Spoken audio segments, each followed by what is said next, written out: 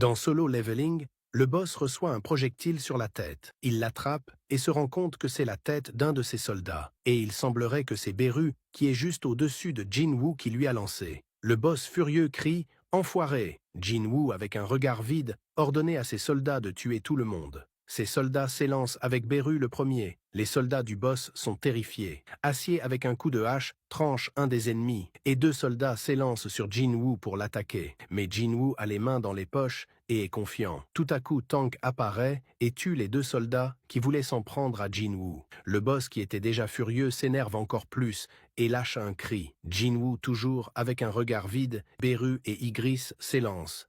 Beru coupe le bras du boss et Igris coupe sa jambe. Le boss s'écroule au sol et Défense utilise sa technique, hymne gravitationnel, pour bloquer le boss sur le sol. Jinwoo s'avance vers le boss et lui dit de répondre à ses questions. Il dit que s'il répond à ces questions, sa mort sera moins douloureuse. Le boss semble répondre aux questions, mais le système interfère et Jinwoo dit qu'il n'a rien appris d'utile. Il ouvre son inventaire et sort une clé. Il doit être niveau 100 pour pouvoir utiliser la clé et durant le raid de l'île de Jeju, il a passé le niveau 100. La clé sert à ouvrir le temple de Cartenon. Il dit que même en essayant d'oublier, il n'a pas réussi et que ça restera toujours dans sa mémoire. Il dit qu'il va retourner là-bas grâce à cette clé, là où tout a commencé. Sauf qu'il n'est plus là, même personne.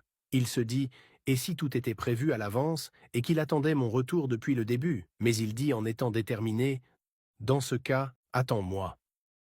Dans Solo Leveling, Jinho est furieux et répond aux haters de Jinwoo. Il en a marre. Tout à coup, Jinwoo apparaît et demande si tout va bien. Jinho dit que oui et murmure. Il disparaît sans laisser de traces et réapparaît comme si de rien n'était. Jinwoo ouvre son sac et montre à Jinho tous les cristaux de mana qu'il a récoltés et lui dit « On avait besoin d'argent pour organiser la guilde, non ?» Jinho dit qu'ils n'ont plus à s'en faire pour les salaires de leurs subordonnés et Jinwoo demande « Qui sont ces subordonnés ?»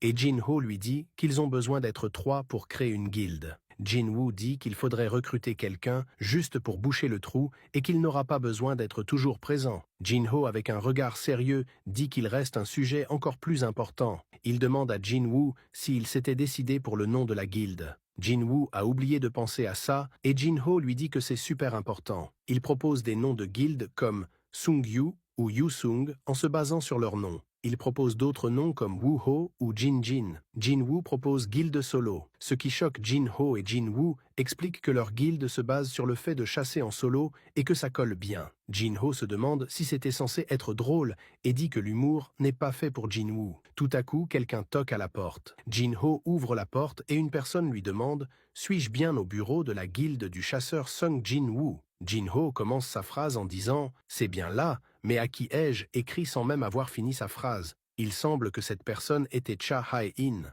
Sung demande pourquoi est-ce qu'elle est là. Elle répond avec timidité « Je voudrais rejoindre votre guilde ». Sung et Cha s'asseyent autour d'une table et discutent. Jinwoo demande à Cha de s'expliquer. Elle répète qu'elle veut rejoindre la guilde. Jinwoo se demande ce qu'il se passe. Il se méfie et demande si c'était le directeur de l'association qui l'a envoyé. Cha dit que non, et il demande aussi si Choi aurait exclu de la guilde, mais elle répond non encore une fois. Sung dit « Pourquoi voulez-vous rejoindre notre guilde Solo ?» Cha est choqué et demande si le nom de la guilde était Solo. Et Jinwoo dit qu'ils se sont mis d'accord avec le vice-maître quand tout à coup Jinho s'infiltre dans la discussion en criant qu'ils ne se sont pas mis d'accord et ne veut pas mettre ce nom. Jinwoo pensait que vu la réaction de Jinho c'était ok, mais apparemment non. Jinwoo, après une courte analyse, se rend compte que la respiration, le rythme cardiaque et les expressions de Cha sont pas normales et dit qu'il ne se fera pas avoir car il pense qu'elle est là pour mettre des bâtons dans les roues, et se demande toujours quel est l'intérêt de rejoindre sa guilde alors qu'elle est déjà dans une guilde. Jinwoo dit « Mais cela fait que 2 ans que vous êtes chasseuse, êtes-vous pas encore sous contrat avec votre guilde ?» Ce que Cha répond qu'elle a assez d'argent pour rompre son contrat pour rejoindre cette guilde.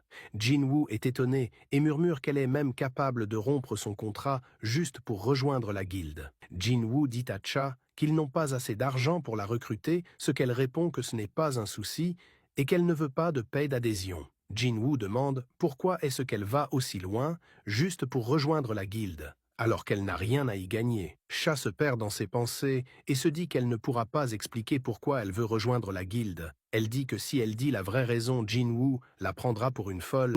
Cha explique dans ses pensées comment elle est tombée amoureuse de Jin-woo. Tout a commencé quand Jin-woo faisait partie d'une équipe de minage et qu'elle est passée à côté de Jin-woo. Elle s'est rendue compte que c'est le premier chasseur qui ne pue pas. Elle dit que Jin-woo a capté son attention avec son odeur. Elle se remémore le moment où elle a appelé l'association des chasseurs pour avoir plus d'informations sur Jin-woo. Elle faisait des recherches sur Jin-woo tard le soir pour en savoir plus. Même quand elle a essayé de l'oublier, elle l'a revu lors de l'entraînement avant le raid de l'île de Jeju et a recommencé à y penser. Elle dit qu'il représente sa seule source de lueur dans ce monde obscur. Elle se rappelle du moment où Beru lui avait envoyé un coup mortel et qu'elle était très gravement blessée. Elle pensait qu'elle allait mourir, mais elle ouvra les yeux avec le directeur à ses côtés. Elle demanda directement si Jin-woo était venu les sauver et le directeur d'un hochement de tête lui répond que oui. À ce moment, elle est tombée encore plus amoureuse de Jin-woo. Elle sort de ses pensées et se demande comment elle pourrait lui dire. Elle pense dire « J'espère que tu seras auprès de moi jusqu'à la fin »,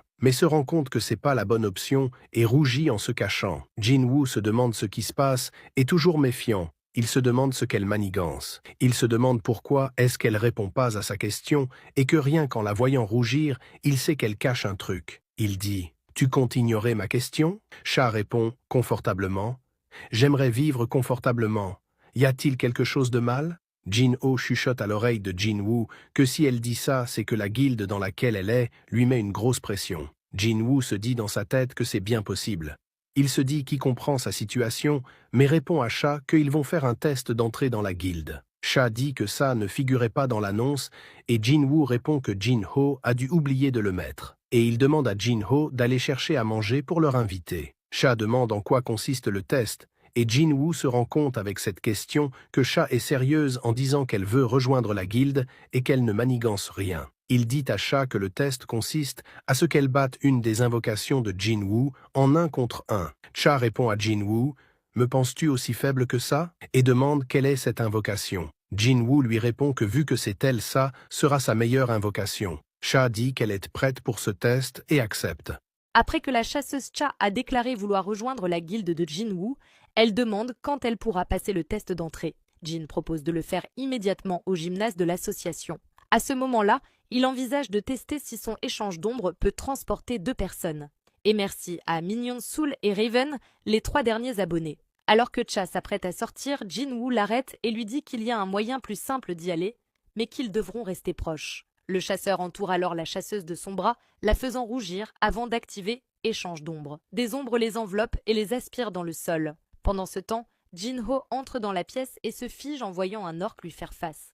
Il regarde, choqué, la créature attraper son plat et l'engloutir en une bouchée. Les lumières s'allument dans le gymnase alors que Jin-woo et Cha apparaissent. Cette dernière, stupéfaite, réalise qu'ils ont été téléportés. Jin-woo pense « J'avais raison », il comprend que échange d'ombre fonctionne comme un portail. Son emplacement devient l'entrée et son ombre la sortie. Le temps de recharge est peut-être de 3 heures, mais avec cette compétence, il peut voyager n'importe où dans le monde. Jin-woo déclare « Commençons ». Mais Cha se rend compte qu'elle a oublié son arme. Jin lui demande en plaisantant si elle parle de la pioche. Honteuse, elle rougit, se rappelant que c'était la première arme qu'il l'avait vue utiliser. Cha répond que ce n'est pas son arme et Jin-woo rit, avouant qu'il plaisantait. Toujours rouge, elle dit qu'elle peut trouver une arme correcte dans la réserve. Elle ouvre la porte avec sa carte et annonce que les armes ne sont pas extraordinaires, mais adaptées à un entraînement. « Je suis prête », dit-elle en sortant avec une épée. Jin-woo lui demande si elle est à l'aise avec, notant que ce n'est pas son épée habituelle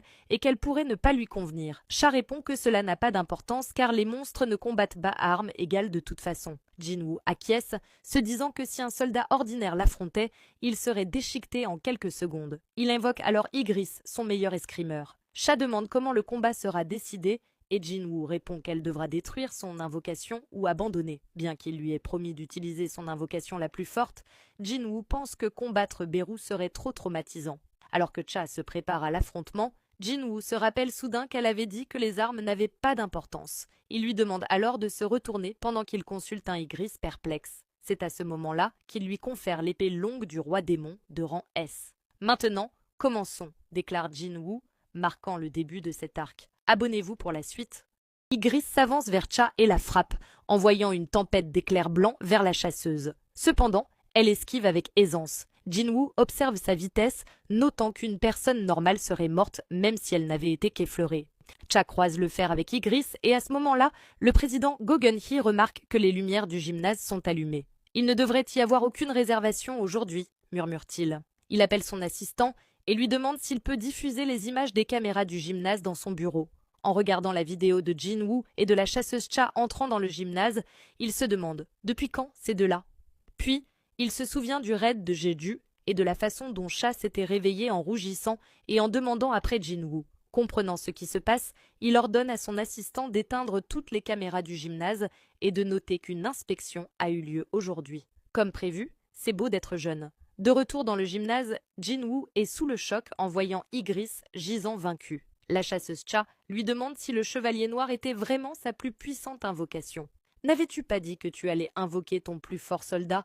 Invoque-le, je te prie. » Jinwoo la regarde avec inquiétude et la met en garde. « Tu pourrais être blessé. » Mais Cha répond avec détermination. « Ce n'est pas grave, je voulais le combattre à nouveau. » Jinwoo, surpris, dit « Alors tu le savais. » Cha lui explique qu'elle l'a vu en personne et sur les vidéos. À cet instant, Jinwoo invoque Beru. Cha devient de plus en plus nerveuse en voyant l'ombre de Beru s'élever. « Es-tu vraiment sûr ?» demande Jinwoo une dernière fois. Et un nouveau combat commence. Après que Jin ait invoqué Beru, on apprend que les soldats de l'ombre sont plus faibles que lorsqu'ils étaient en vie. Cependant, Beru a été spécifiquement créé pour éliminer les chasseurs. Si le combat se déroule sérieusement, les chances de Cha ne sont pas bonnes. Et merci à Fabro Prince et Norman, les 3 derniers abonnés. Beru demande à Jinwoo ce qu'il doit faire avec la chasseuse Cha et il lui ordonne de la vaincre sans la blesser. Beru pousse un cri perçant, brisant toutes les fenêtres du gymnase tandis que Cha, nerveuse, se demande comment Jin a pu affronter une telle créature. Beru sort ses griffes, mais Jin intervient immédiatement. « Range-les, je ne te laisserai pas t'en tirer si tu la blesses. » Beru obéit en regardant Jin et Cha y voit une ouverture pour attaquer. Mais Beru se déplace presque instantanément derrière elle. Elle se retourne rapidement, tranchant avec son épée et déclarant « Tu crois vraiment que je vais tomber 2 fois dans le même piège ?» Cependant, Beru attrape sa lame et la repousse, pensant « Je n'ai qu'un seul ordre, vaincre l'ennemi sans le blesser. » Réalisant qu'il doit briser son esprit combatif en démontrant une différence de puissance écrasante, il se prépare à une tâche simple. Cha tente de poignarder Beru, mais il esquive facilement.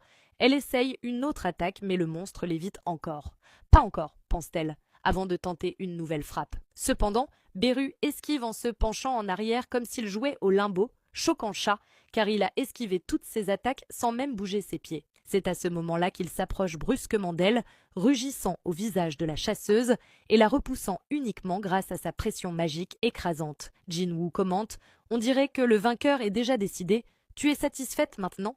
Mais déterminée, Cha répond « Je peux continuer. » Cela intrigue Jin qui se demande pourquoi elle s'accroche autant. Je pensais qu'elle aurait abandonné en réalisant la différence. Beru est différent des autres soldats de l'ombre. Malgré son intelligence, sa nature est celle d'une machine à tuer. Si elle cherche à prouver quelque chose, j'espère que ce n'est pas pour être jugée. La colère monte en Beru. D'un simple regard, les êtres vivants réalisent s'ils sont prédateurs ou proies. Pourtant, Cha résiste. Il fonce sur elle et attaque avec ses griffes, mais elle esquive de justesse, glissant sur le côté, tandis que Beru plante ses griffes dans le mur, prêt à attaquer de nouveau. Après que Cha ait à peine esquivé les griffes de Beru, elle utilise sa compétence danse de l'épée et saute sur Beru, tranchant avec son épée. Cependant, Beru l'attrape et brise la lame. Mais à cet instant, Cha pense que c'est sa seule chance. Elle n'a pas assez de mana, alors elle ne peut l'utiliser qu'une seule fois. Mais c'est tout ce dont elle a besoin. C'est alors qu'elle utilise sa compétence lame de lumière et transperce le soldat de l'ombre. Mais quelque chose ne va pas. Jinwoo crie « Non !» car à ce moment précis, une seule commande refait surface dans l'esprit de Beru, l'ordre unique qu'il avait reçu de la reine à sa naissance, réémergeant comme un instinct naturel. Il ne pouvait pas l'ignorer, exterminer l'ennemi. Beru s'apprête à trancher Cha tandis que Jinwoo hurle « Arrête !» Alors que les griffes de la fourmi se referment sur elle, soudain, un choc retentit. Jinwoo a attrapé sa main, impressionnant Cha tout en écrasant l'une de ses mains et retenant l'autre. Il lui dit froidement « Je t'ai ordonné d'arrêter ». Beru recule rapidement tandis que Jinwoo demande à Hunter Cha si elle va bien. Beru supplie pour sa vie et le maître des ombres pousse un soupir de déception. Puis, Jinwoo interroge la chasseuse « Pourquoi vas-tu aussi loin, juste pour rejoindre la guilde ?» Elle détourne le regard. Il continue « Ce n'est qu'un test d'entrée pour une guilde sans nom. Ça ne vaut pas la peine de risquer ta vie.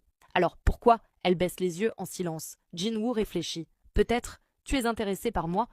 Cha reste figé avant de réaliser ce qu'il vient de dire. Pendant que Jin-woo tente de comprendre la situation, elle répond « Oui, je pense que oui ». Jin-woo se redresse à nouveau. Et ainsi, cet arc continue. Abonne-toi pour la suite. Michael Connor et Norma Selner baissent la tête et s'excusent auprès du directeur de ne pas avoir réussi à rallier Jin-woo à leur cause. Cependant, David Brennan leur dit qu'il ne les a pas convoqués pour des excuses, mais pour un compte-rendu des événements. Michael Connor explique qu'après l'observation de Selner, Sung Jin-woo est un roi. Cette révélation choque le directeur, qui se demande si cela signifie que Jin-woo possède le pouvoir d'un chasseur de niveau national. Selner précise que les éveillés tirent leur pouvoir de l'autre côté et qu'elle peut ressentir ce lien. Parfois, ce pouvoir est si fort que ces éveillés semblent enveloppés d'une lumière éclatante. Ces personnes sont appelées rois. Cependant, pour Jin-woo, aucun lien de ce genre n'existait. Lorsqu'elle a croisé son regard, la noirceur à l'intérieur l'a fixé en retour. Il était lui-même les ténèbres. David demande alors si cela signifie que Jin-woo est maléfique. Selner clarifie qu'elle ne porte aucun jugement moral, mais qu'elle décrit simplement l'origine de son pouvoir. Contrairement aux autres, Jin-woo ne puise pas sa puissance dans l'autre monde, mais en lui-même. Ainsi, il n'a aucune limite. Michael souligne ce point et Selner acquiesce. À cet instant, le directeur se lève et remercie Selner tandis que Michael lui demande où il va. Au sous-sol, B24. David ordonne au directeur adjoint de le suivre dans l'ascenseur. Il évoque leur prochaine stratégie. Si Norma Selner ne peut pas influencer Jin-woo, ils devront trouver un autre moyen d'obtenir sa coopération. Il interroge Michael Connor sur le premier incident de portail de rang S. Michael Connor s'en souvient bien, cette catastrophe avait ravagé l'ouest des États-Unis. Même en offrant une récompense colossale, seuls 5 des meilleurs chasseurs du monde avaient survécu. Ces 5-là avaient reçu une autorité équivalente à celle d'une nation. David poursuit en parlant de la flamme inextinguible du dragon, une créature unique qui avait massacré d'innombrables chasseurs de haut niveau. Puis, il demande à Michael s'il croirait qu'un tel monstre ait laissé derrière lui un cadeau. David entre un code et la porte s'ouvre en sifflant. Derrière la porte se trouve une pierre runique extraite du cadavre de Kamish. Cela fait maintenant 8 ans qu'elle attend son véritable propriétaire. Le directeur déclare alors que Kamish va offrir un nouveau trésor à leur pays, marquant ainsi le début d'un nouvel arc. Jin se regarde dans le miroir et remarque qu'il est clairement plus grand et en meilleure forme depuis son réveil. Pourtant, il se demande s'il est réellement aussi séduisant. Jin comprend alors que c'est grâce à la volonté de réhabilitation qui restaure toutes les parties du corps endommagées. Cela explique pourquoi toutes ces imperfections ont disparu grâce à cet avantage. Se sentant inhabituellement confiant, Jin sort de la salle de bain et demande à sa sœur Jin-ah comment elle le trouve en tant qu'homme. Surprise par son assurance soudaine, elle lui répond sèchement qu'il a toujours l'air d'un bon à rien à ses yeux avant de lui donner un coup de pied. Jin l'avertit qu'elle risque de se blesser car son corps est désormais aussi robuste que celui d'un chasseur de rang S. Il lui demande alors si elle réfléchit parfois avant d'agir. « Comment ça? Je suis la meilleure de ma classe. C'était juste aux examens blancs. » Jin lui parle ensuite de la guilde qu'il envisage de créer et lui demande son avis sur le nom Solo Play. Peu convaincu, Gina lui demande s'il plaisante et pourquoi il choisirait un tel nom. Trouvant cela étrange, il lui demande si c'est problématique. Elle lui rappelle que son pouvoir lui permet d'invoquer des ombres, donc techniquement, il n'est jamais vraiment seul. Pris de court, il admet qu'elle a raison et lui demande si elle a une meilleure idée. Elle propose alors « Pourquoi pas Ajin Guild ?» A signifie « moi » et Jin veut dire « avancer ». Elle ajoute que c'est aussi son prénom à l'envers et demande si cela lui plaît. Jin répond que ce n'est pas une mauvaise idée. Pendant ce temps, chez elle, la chasseuse Cha-Ae-in s'agite nerveusement, se rappelant ce qu'elle a dit à Jin au gymnase. « J'ai pratiquement fait une déclaration. » Elle repense à la réponse de Jin. « Tu aurais pu trouver un autre moyen que de rejoindre une guilde, non ?» Pleine de regrets, elle se lamente, convaincue que Jin doit la prendre pour une folle. Puis elle tente de se rassurer. Après tout, il lui a sauvé la vie, alors il est naturel qu'elle s'intéresse à lui. Oui, c'est logique. Non, en fait, pas du tout. Elle se tord de gêne en réalisant à quel point elle s'est emportée. C'est alors qu'un détail lui revient en mémoire. Elle est toujours en vie grâce aux capacités de guérison de Jin-woo. À cet instant, une voix résonne dans sa tête. « S'il te plaît, dis-lui. » Elle se fige, submergée par un souvenir. Elle revoit cet instant où elle était entre la vie et la mort. Une main la saisit et une silhouette obscure se dévoile. Min Byung-gu. Dis-lui qu'il doit faire attention. Dis à Hunter Sung Jin-woo qu'il doit être prudent avec son propre pouvoir. Cha se réveille en sursaut, comprenant enfin que, ce jour-là, elle avait vu Byung-gu, et ainsi, Cet arc se poursuit. Abonne-toi pour la suite.